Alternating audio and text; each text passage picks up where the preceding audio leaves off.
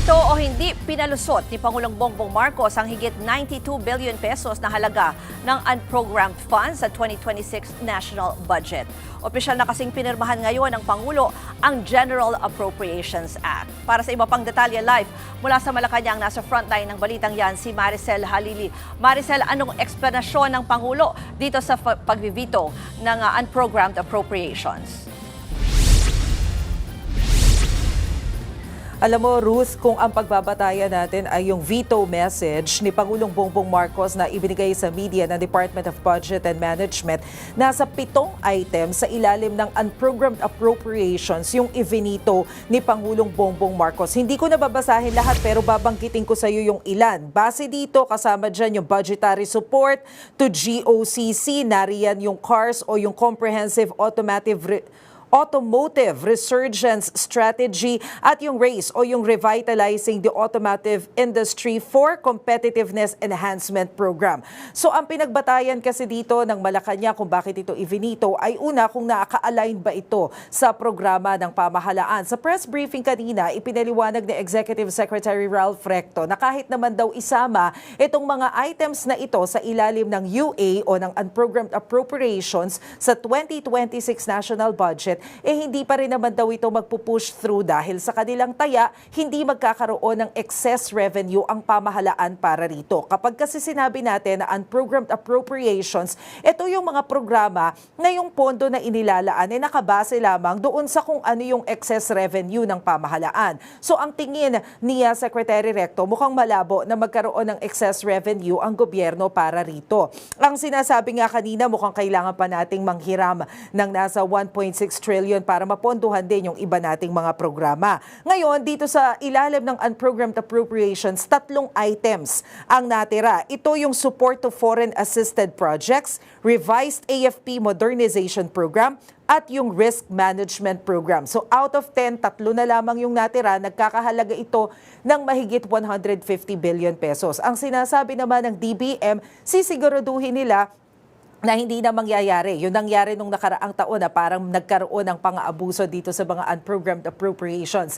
This time, mas magiging mahigpit daw sila sa pagbusisi, sisiguraduhin na mamimit yung requirements to ensure na walang pag-abuso na mangyayari pagdating sa mga pondong ito. Bukod dyan, nabanggit din ni ES Recto kanina na meron pa rin naman daw existing na confidential funds dito sa kasalukuyang budget natin. Nasa 11.8 billion pesos ang kabuang confidential funds sa buong gobyerno yan. 4.5 billion yung napunta sa Office of the President pero masisiguro pa rin naman daw ang transparency pagdating sa confidential funds dahil obligado rin naman ang OP na magsubite ng kanilang report sa Senate President at sa House Speaker at syempre meron ding mga requirements ang Commission on Audit.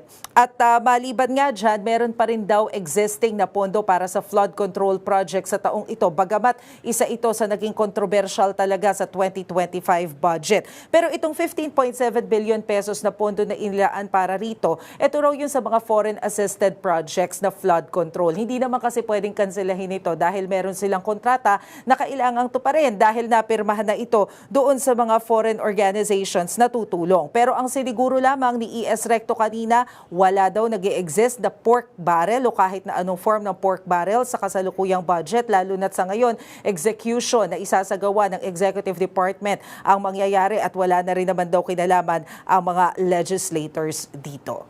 At madagdag ko na rin, Ruth, na itanong din kasi yung tungkol doon sa mga programa na concern nitong sinasagawa yung BICAM na baka mamaya maabuso at tumanaw ng utang na loob doon sa mga politiko. Hindi na raw yan pwede sa mga ayuda dahil mahigpit na ipinagbabawal base sa guidelines ng 2026 budget na hindi dapat present ang mga politiko sa pamamahagi ng ayuda. Ruth?